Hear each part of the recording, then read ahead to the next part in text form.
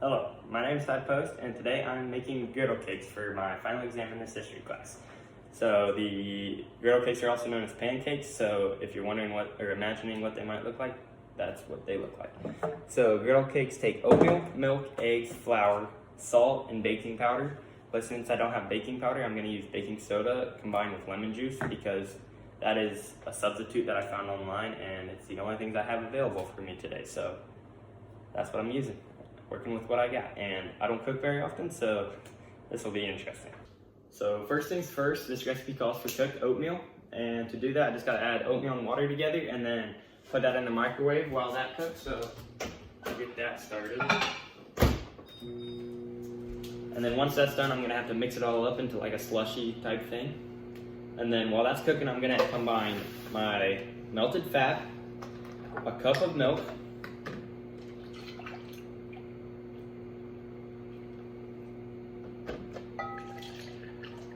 and then an egg. And then I'm also going to mix that all together. Okay, so the oatmeal's done. I mixed that up already, but now I need to mix up the milk, fat, and egg.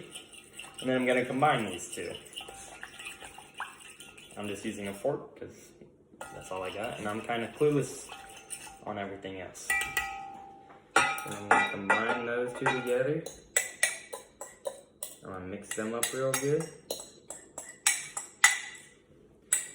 Throughout this history class, I was really surprised, about this history. You know, I never really paid attention, but this year I did. And I thought it was really cool about the history, and I also thought it was amazing, how people during this war substituted so many things so that soldiers could have food.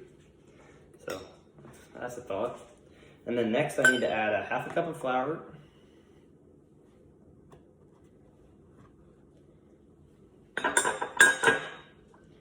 And then 3/4 teaspoon of salt. And then the baking soda, which I don't have, or the baking powder, which I don't have. So I'm gonna use the substitute of baking soda and lemon juice.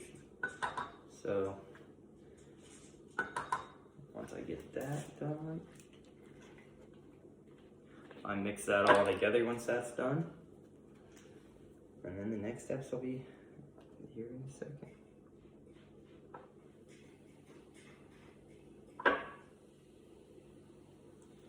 There we go. Okay, so now I've got both the dry ingredients and the other stuff, and I'm gonna combine those and mix them really well together, and I should have like a pancake type mix that will be ready to cook on a skittle or griddle or whatever you cook pancakes on. So I'll fast forward you through this part, but it's gonna be just me mixing. Okay, so I got it all mixed together now, and it's looking just like normal pancake mix, kind of. I mean, you see the oats, but it smells just like it. It has the same, thickness of it. It feels pretty thick, but not too watery. And now it's ready to be put on the griddle, so we'll see how that turns out. Okay, so I got the skillet here. I sprayed it with Pam, even though that wasn't on the thing, just help non-stick. And it also didn't specify a temperature, but I'm gonna go 350. That's what my sister recommended, because she likes to cook. And so yeah, I'll put a couple on here and see how they cook, because I honestly have no clue. They honestly don't look horrible, but they're gonna be something new.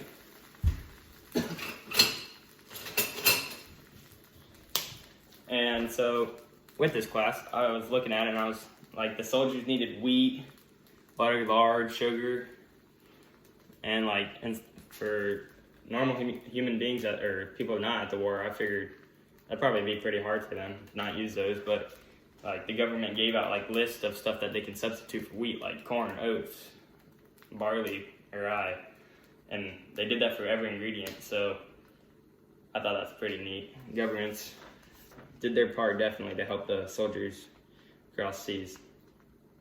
And yeah, I'll fast forward you to what they look like when they're done.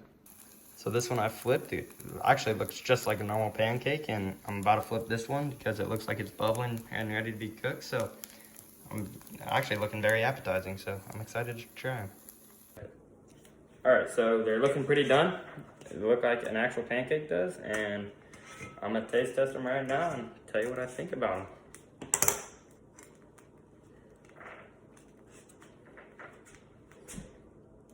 Burger hot. Ooh. You can definitely taste the oats, but honestly, they're not bad. They're very edible, and I'd understand why people would still eat these. So, yeah. Now my sister's gonna try it. Oops. So, here she goes. What do you think? It's honestly not that bad. Exactly. Yeah. So, as you can see, they're honestly not bad, and I could recommend them to someone else. Alright, so that's my video, and thanks anyone who's watching, and thanks Mr. Golden for making this class and making it so fun while we do it. And yeah.